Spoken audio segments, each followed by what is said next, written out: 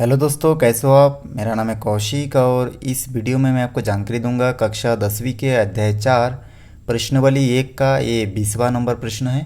बहुत इंपॉर्टेंट है और हर साल एग्ज़ाम में पूछा जाता है। तो इस प्रश्न को शुरू से लेकर आखिरी तक देखते रहिए, आपको बेनिफिट्स मिलेगा।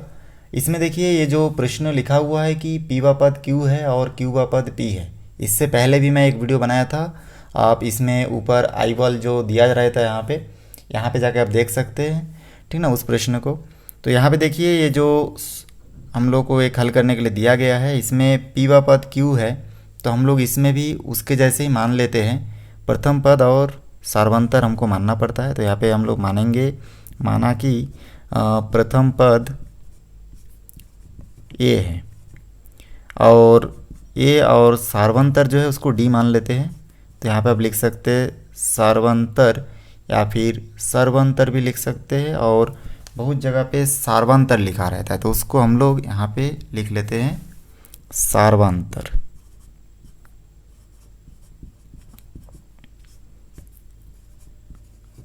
बस इस प्रकार से आपको लिख लेना है, और उसके बाद आपको जो प्रश्नानुसार प्रश्न जो बोलता है उसके अनुसार आपको मान रखना है।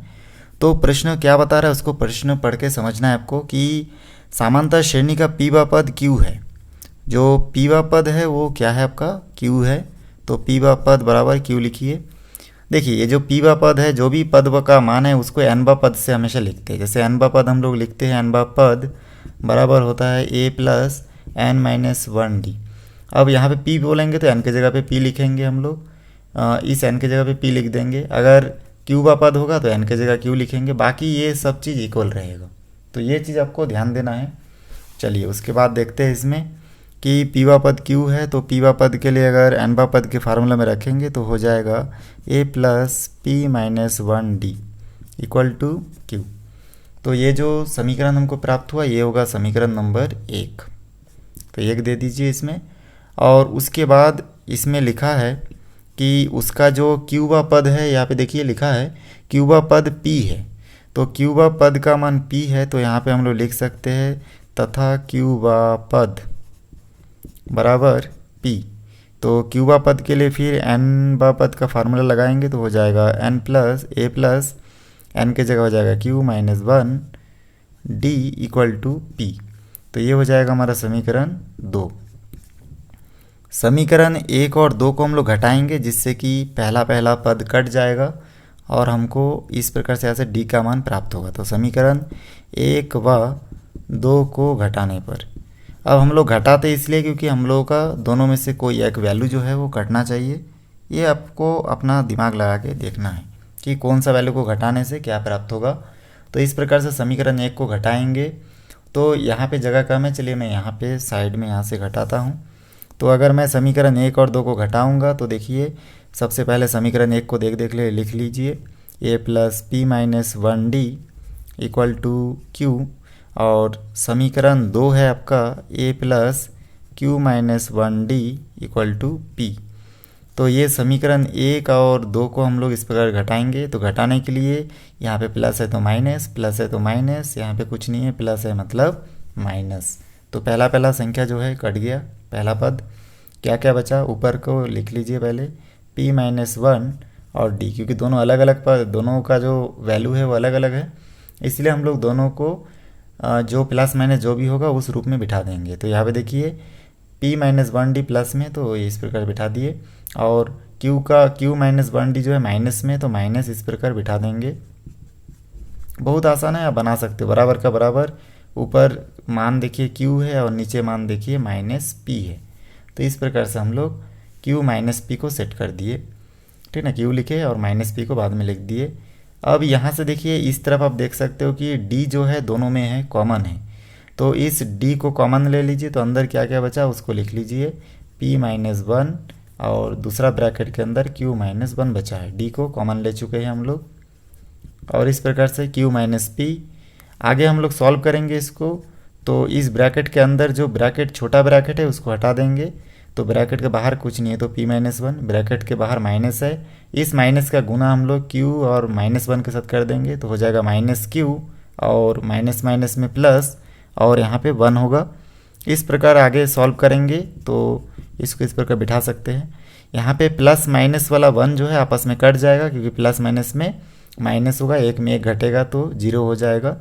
यहाँ पे के लिए बचा है आपका p माइनस क्यू, ठीक ना। ब्रैकेट को हम लोग छोटा ब्रैकेट लिख लेते हैं, बड़ी ब्रैकेट लिखने की आवश्यकता नहीं है। बराबर का बराबर q माइनस पी का p।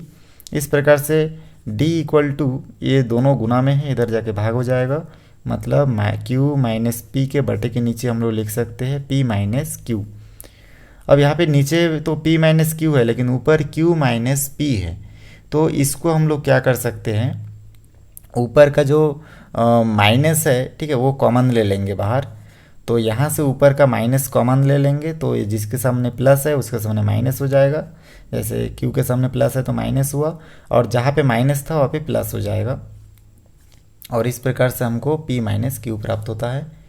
आगे हम लोग इसको और भी थोड़ा सा हल कर लेंगे। तो देखिए बहुत सिंपल तरीके से यहाँ पे d इक्वल टू इस p जो है प्लस में उसको सामने और q माइनस को पीछे लिख सकते हैं। इस प्रकार से देखिए, ये p को सामने लिख दिया और माइनस q को बाद में लिख दिया, और बटे के नीचे पहले से p माइनस क्यू था, आपको दिख रहा होगा, तो उसको हम लोग जैसा था वैसे ही बिठा दिए। अब ये नीचे और ऊपर दोनों एक समान हो गया, तो ये दोनों कट गया। तो यहाँ पे क्या बचेगा, कुछ नहीं, मतलब 1 बचेगा, और यहाँ पे माइनस पहले से बचा है, उस माइनस को लिख लीजिए। तो इस प्रकार से d का एक वैल्यू हमको प्राप्त हो जाता है। d का मान प्राप्त होने के बाद इस d के मान को समीकरण 1 या 2 में हम लोग रख सकते हैं। तो चलिए समीकरण 1 में d बराबर -1 रखने पर लिख लेते हैं, और इसमें रख लेते हैं। तो समीकरण 1 में हम लोग d का मान रखेंगे, तो इस प्रकार से a plus p minus 1, D के जगह -1 रखिए, और बराबर में देखिए समीकरण 1 में q है तो q रख लीजिए। कुछ नहीं किया, खाली इस समीकरण 1 में d के जगह -1 रख लिया, बाकी सब चीज़ एक जैसा है। उसके बाद आगे हल करेंगे तो ये प्लस इस माइनस का अगर गुना करेंगे हम लोग p के साथ तो हो जाएगा -p, और अगर -1 के साथ -1 का गुना होगा तो हो जाएगा +1 इक्वल टू q। ब्रैकेट को हटा सकते हैं, इस प्लस को अंदर गुना करेंगे तो प्लस माइनस में माइनस, p का p, प्लस प्लस में प्लस, 1 का 1 इक्वल टू q का q। आगे हम लोग यहाँ से देखिए, ये जो है हमारा ये है, ठीक है ना, इसको q मत समझिएगा, ये हमारा ये है। तो इस प्रकार से हम लोग आगे अगर इसको सॉल्व करना चाहे तो यहाँ से a का मान निकालने के लिए a इक्वल टू इन दोनों चीज़ को पक्षांतर कर दूंगा, तो ये p जो है q के बाद प्लस p हो जाएगा, ये +1 जो है इधर पक्षांतर होके -1 हो जाएगा। इसको थोड़ा सेट करके लिखेंगे तो ये equal to p plus q -1 लिख सकते हैं, क्योंकि एक ये भी प्लस में ये भी प्लस में, तो आगे पीछे थोड़ा सेट करके हम लोग लिख सकते हैं। इस प्रकार से आसानी से हमको ये का जो वैल्यू है वो हमको इतना प्राप्त होता है। तो समांतर श्रेणी का मेन काम होता है कि आपको पहले d का मान, a का मान, ये 2 मान पहले पता कर लेना है, a और d का मान, प्रथम पद और सार्वंतर। इतना पता करने के बाद ये पूछा कि p प्लस q का पद शून्य है कि नहीं, ये प्रूव करो, सिद्ध करने के लिए कहा गया है। तो इसको सिद्ध करने के लिए हम लोग इस तरफ इसको मिटा देते हैं, और उसके बाद यहाँ पे लिखेंगे p प्लस q का पद। तो इस प्रकार मैं देखिए इधर मिटा दिया हूँ, और यहाँ पे सॉल्व करूँगा। दोस्तों मेरा वीडियो आपको कैसा लग रहा है आप मेरे को कमेंट सेक्शन में जाके बता सकते हैं, और मेरे वीडियो को अभी तक अगर आप लोगों ने सब्सक्राइब नहीं किए होंगे तो सब्सक्राइब भी कर दीजिए, ताकि मेरे को इससे थोड़ा सा क्या है एक उत्साह मिलता है, ठीक ना, मैं और भी ऐसा अच्छा वीडियो आपके लिए ला सकूं। अब देखिए यहाँ पे ये जो a और d का मान प्राप्त हुआ, ये 2 मान, इससे हम लोग p प्लस q का पद शून्य प्रूफ हो रहा है कि नहीं उसको देखेंगे। तो यहाँ पे आप आखिर में लिखिए p प्लस q का पद,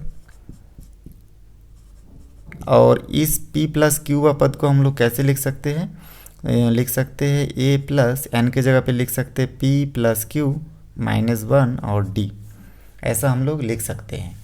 ये देखिए n के जगह पे खाली मैं क्या कर दिया, p प्लस q लिख दिया, और -1 ये तो फार्मूला में है तो -1, ठीक है, यहाँ पे थोड़ा साफ सुथरा करके लिख देता हूँ। तो ये हम लोग जानते हैं कि सूत्र में रहता है। तो इस प्रकार से हम लोग यहाँ पे लिख दिए हैं।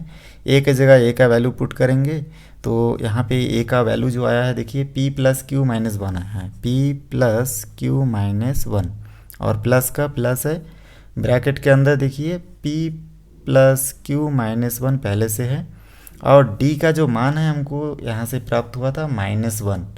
तो यहाँ पे हम लोग लिखेंगे -1। अब इस -1 का गुना ये सबको, ये दोनों को आपस में गुना करना है, ठीक ना। ये ब्रैकेट के इस अंदर के चीज़ों को इस माइनस से मल्टीप्लाई करना है, तो कर दीजिए। तो यहाँ पे हम लोग क्या करेंगे, इस -1 से p का गुना करेंगे तो ब्रैकेट के अंदर हमको -p प्राप्त होगा।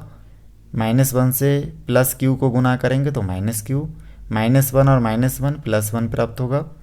तो इस प्रकार ये -1 इसके साथ गुना हो गया। और अब हम लोग इस ब्रैकेट को हटाने के लिए इस प्लस का भी मल्टीप्लाई अंदर करेंगे, तो यहाँ से हमको देखिए प्राप्त होगा प्लस माइनस में माइनस, p का p, प्लस माइनस में माइनस, q का q, प्लस प्लस में प्लस और 1 का 1। तो यहाँ पे p भी देखिए प्लस में और ये माइनस में कटा, यहाँ से q प्लस में और ये माइनस में कट गया, ये -1 और ये +1 आपस में कट गया, सब इसमें से कट गया। तो इस प्रकार से यहाँ पे 0 बचा। तो यही हमको सिद्ध करना था और इस प्रकार से ये प्रूफ हो चुका है। तो वीडियो को शुरू से आखिरी तक देखने के लिए धन्यवाद, और इस प्रकार से मैं नया नया वीडियो आपके लिए लाता रहूँगा।